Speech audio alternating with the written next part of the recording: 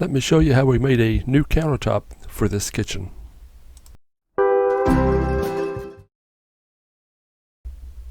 Initially I was thinking about just putting an epoxy finish on top of what's here. After we did a little bit of measuring and checking things out, there's a little bit of a slope to the countertop, so we thought we should go ahead and build new off-site, and that way the countertop can be used while we're building the new one. The first thing I did was to make a paper template of the old countertop. That way I would be able to take it back to the garage and get that made.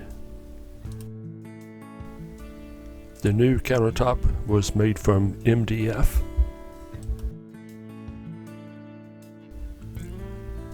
All of the important things I needed to know, such as the braces underneath and where the dishwasher was, that type of things, I just wrote that on the paper. I knew exactly how to build the new countertop that way.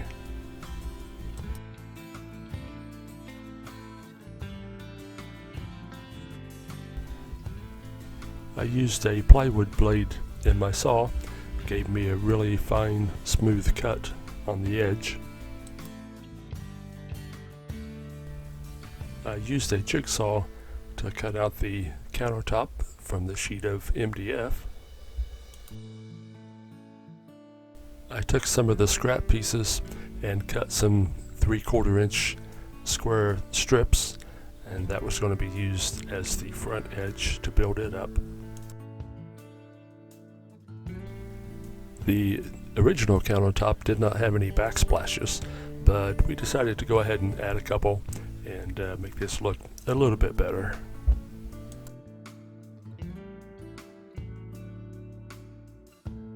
The back side of the countertop, from the corner over to the stove, was 7 foot long, so the sheet of plywood did that side okay.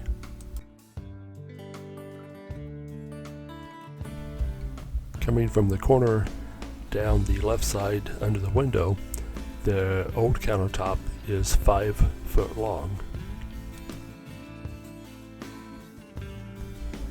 I had to cut a 1 foot extension wing and fasten that onto the end over there to make that 5 foot.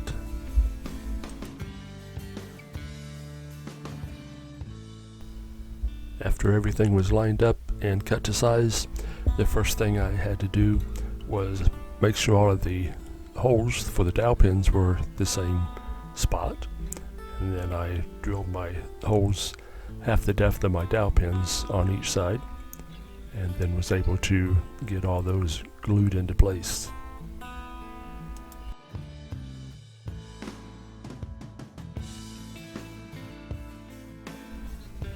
I dry fit everything the first time, and after everything fit, I glued everything together and hit it with a couple of bar clamps so the glue could be nice and tight while it set overnight.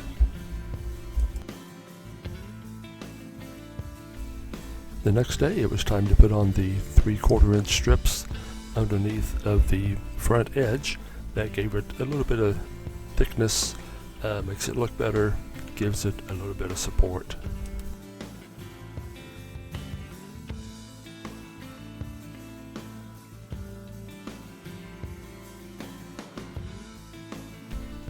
I glued the strips in place, but to help hold them in place while the glue was setting up, I did go ahead and put some small tacks in it to keep it from moving around.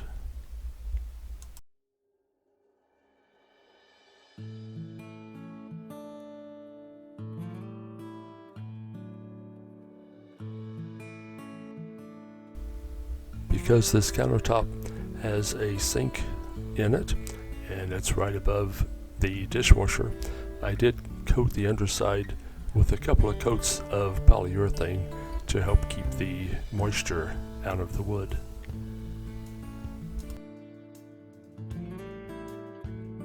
After those 2 coats had dried, we flipped it over. I sanded down the glue joint with some 60 grit paper.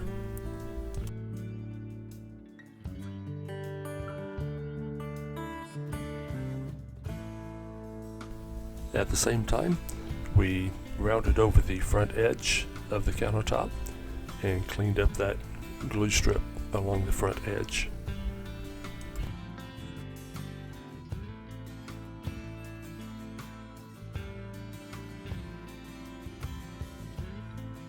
To give this countertop more of a stone appearance, we mixed up some Bondo and made a rock face edge on the front of it. This sets up pretty quick, so you have to work fast to get it in place. To make the rock face edge, you push this into place as tight as you can, and then just pull the Bondo away and make some raised points all along the front.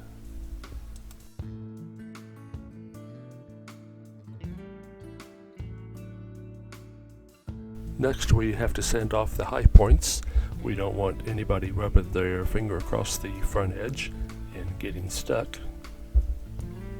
We can smooth off the bottom and the top with the sander, get everything off, and then you can go back on the front edge after it sets up really hard and get the rest of the high points off and grind it down just a little bit more, make it look more of a natural edge.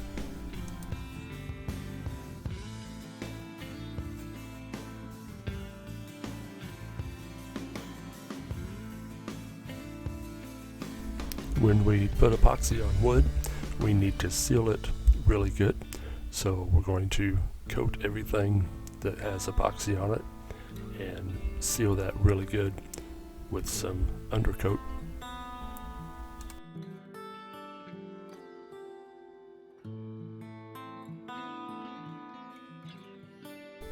We're going to use 2 coats of this to help make sure it's really sealed, and the second coat of course catches any spots that I missed on the first coat.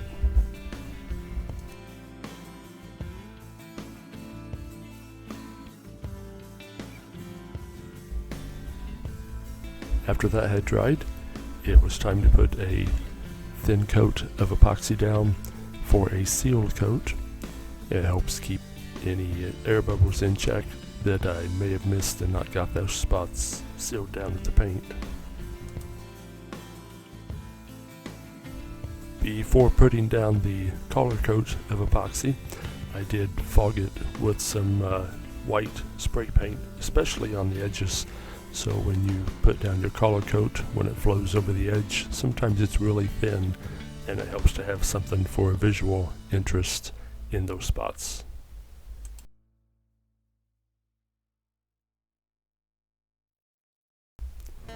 When that had dried, it's time for the decorative coat.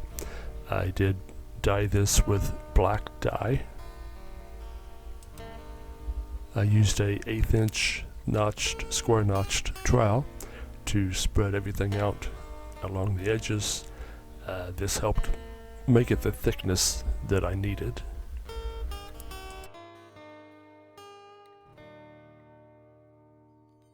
Some of the epoxy I kept back and dyed it with a black mica powder to give it a little more depth and interest. Next, I used a brush to chop out the trowel marks that we had in it, and it also helped mix up a little bit of the 2 colors of black and make them have more of a natural appearance.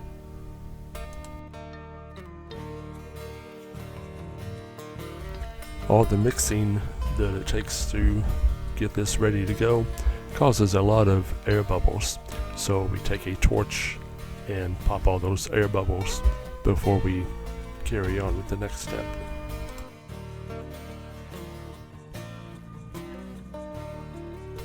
To add some veins in this project, just a little bit of white spray paint on the tip of a paint stirrer, and you mix that in back and forth, make your veins.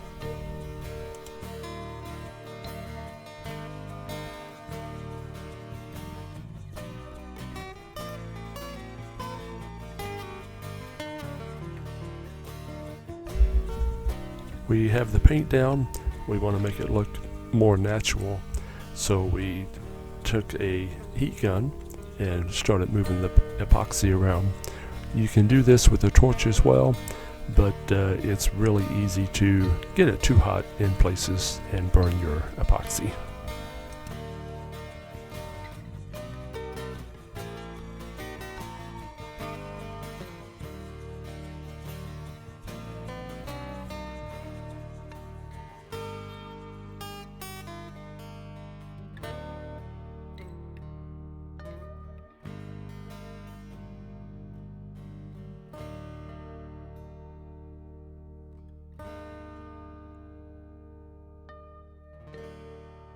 At a few places I wanted to add some more effects, so I took a brush and dabbed the paint around a little bit, moved it into the areas where I thought it should have been filled in some.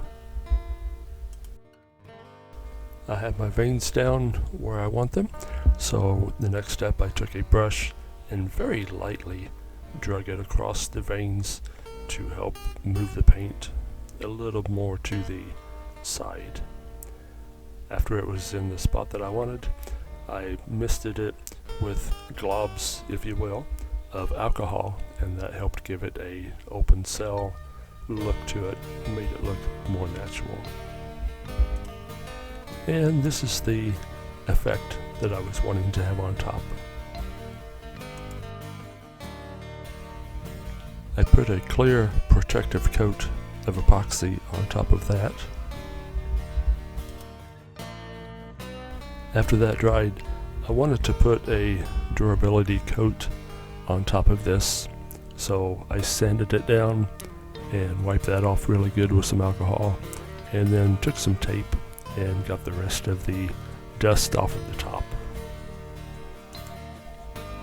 I used a product called Ultimate Top Coat, which really improves the durability. The top of this makes it 3 times more scratch resistant than just the epoxy alone. It dries really fast, so while I'm putting it on with one roller, you want to have a second roller that's dry. Take the lap lines up off of it. And this is what it looks like after we're finished and it's dry.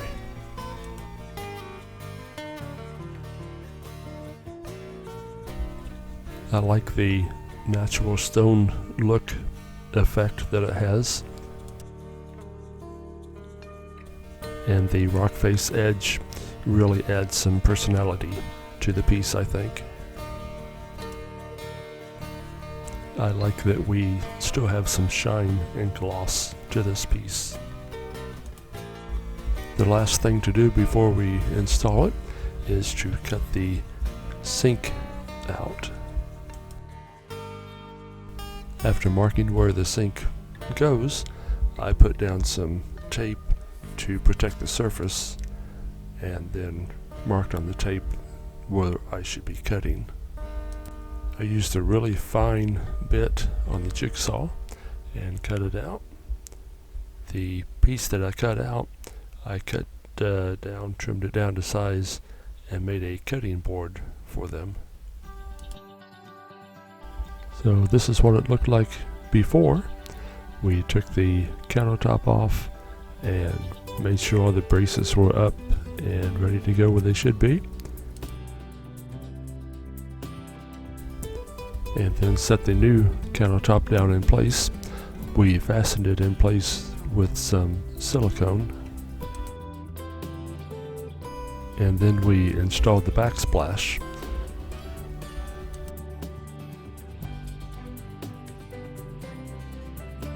The camera really doesn't get all the depth and designs that's in this countertop. It looks really sharp after you get it in place.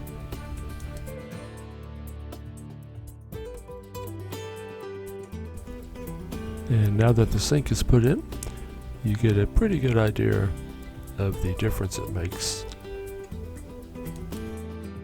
Made a matching coaster set as something just a little special.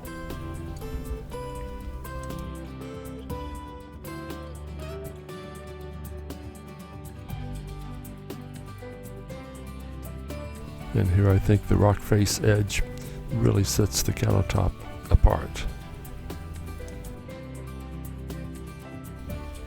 I hope you enjoyed the video. Maybe get an idea of something you want to do for your house.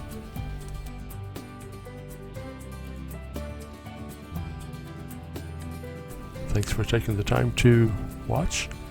Subscribe if you haven't, and we'll see you on the next video. Ring that bell. We'll see you next time.